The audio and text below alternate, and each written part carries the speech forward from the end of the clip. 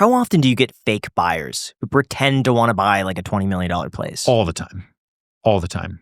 It's a flex. It's always the guy who then brings a girl and he's looking at something for $40 million. And yeah, I'm going to wire you this. There's so much wire fraud, bank fraud. Like, it's just gross. It's so annoying. We just had it. Yeah. We've had it multiple times this year. You know, I think we've become much more adept of trying to smell things out. But con artists have become very, very capable. Like, especially with AI now. Like, the bank statements are amazing. They can get bankers on the phone, but it's just AI. Like, fake everything, and you just don't know, and then the money never hits, and it's just all what's bullshit. The point of doing that? And like getting to the very end, and then the to money feel cool. Sometimes, what I used to think it was, especially when it's foreigners, is they take a contract and they sell it overseas. So they'll say, listen, I've got this $20 million place for $12 million. Give me 10,000, come in on it with me. And they'll use that contract to sell people, and they'll steal money from other unsuspecting individuals. A lot of times though, it's just someone who's crazy and they like to feel important. And so a real estate agent, if everything checks out, they call the banker, it's fake. You know, there's wild stories. They take you go to dinner. I'll send you a car. Yeah, no problem. I'll put you up in my hotel. No problem. Your budget's $50 million. Oh, absolutely. Oh, your girlfriend's so beautiful. Yeah, I'm happy to give you my discount at the store. And they do that for a week, and then they just ghost. And they just do that city after city after city. Yeah. How do you? So they're a career fake buyer. There's career con artists. There's career assholes. There's career dirtbags. Yeah, of course. So are you good at then reading these people out? You try. I mean, what are the signs you look for?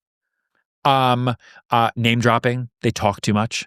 Most of the time, they talk too much. Obviously, so that's one. That's early on in a phone call. Okay. They also talk on the phone. Two, ungoogleable.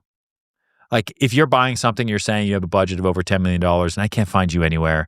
If your social's sketchy, if you're not really Googleable, if the money comes from your mom or your grandmother, or it came from this, or a settlement here or there, like, right? And then you'll get a bank statement. Sometimes you want to check a proof of funds, and instead of calling the number on the fake bank statement, you just call the bank, right? On your own phone number, and you call and say, hey, does this person work here? And you try to talk to them, and oftentimes they don't exist. So those are some of the pretty easy ways to double check.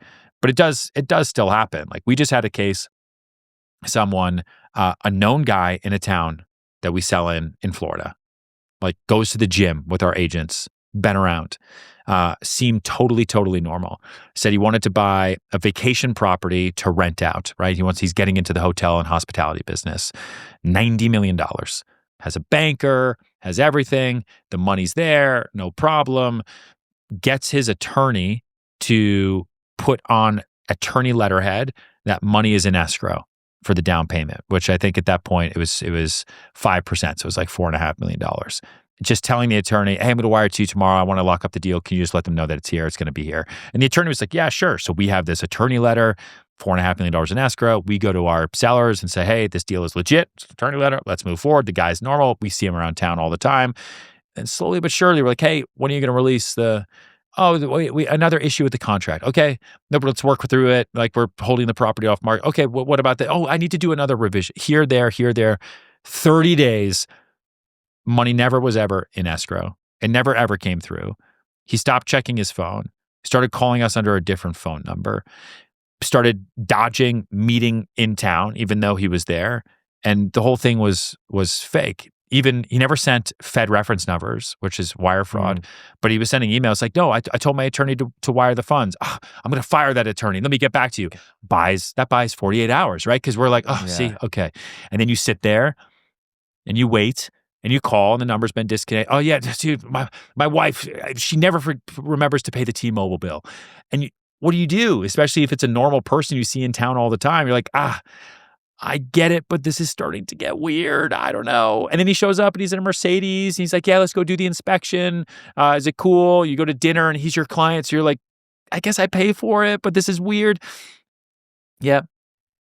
That just happened. $90 million. Completely fake. Is there going to be a lawsuit or anything? No. What would the lawsuit be over? Fraud or something? I don't know. But he never sent a Fed reference number. Yeah. You can't do that. And they're very, very, very smart about it. If you send a fake Fed reference number, you can be indicted for wire fraud.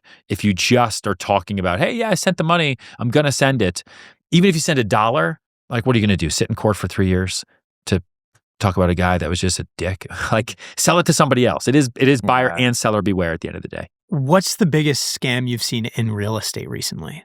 Scam? Like one thing that we spoke about quite extensively was like the squatter issue that California is facing, where it's like a civil case.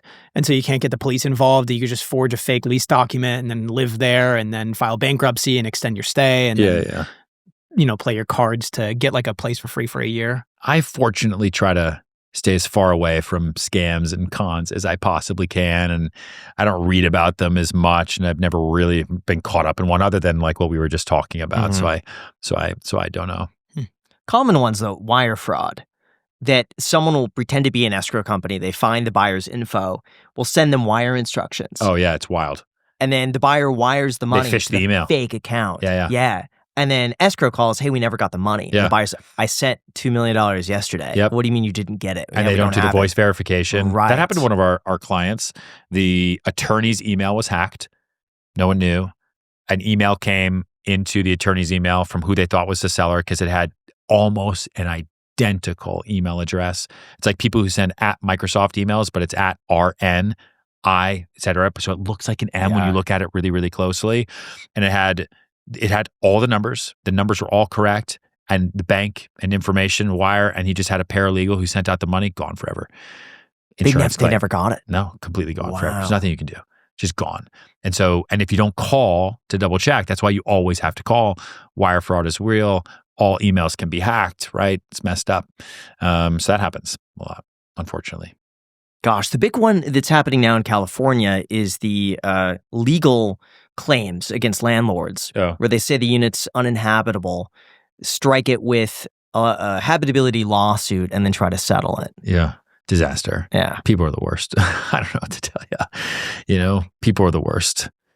Difficult. Although really quick, before we go into that, I just want to say that eating healthy sounds simple until, of course, life gets in the way. Like a lot of us don't have the time to go and cook 6 cups of vegetables to hit our nutrition goals. That's exactly where our sponsor, First Leaf, makes it easy. They've created a microgreen supplement with up to 40 times the nutrients of fully grown vegetables. Just 1 scoop gives you the benefits of 6 cups of greens. It's packed with vitamins, antioxidants, and phytonutrients that support gut health, immunity, and natural energy without stimulants. And considering the fact that these nutrient-packed supplements are usually really tough to make taste good, these actually stand on their own legs. Although personally, I really like to have it blended into a smoothie with bananas, yogurt, and a few berries. It makes it creamy and fruity, and it's such an easy way to stay consistent every day. It's also clean. Non-GMO, vegan, pesticide-free, gluten-free, and what's super unique is that First Leaf actually does the growing and harvesting themselves. So try it out today by going to drinkfirstleaf.com/iced to save 30% off your first month subscription. Seriously, guys, do not skip your veggies. Either mix it with water or throw it in a smoothie, and it's a super easy way to stay consistent on your nutrition. Again, that's drinkfirstleaf.com/iced to save 30% off your first month subscription, or the link is down below in the description. Thank you so much to First Leaf for sponsoring this episode.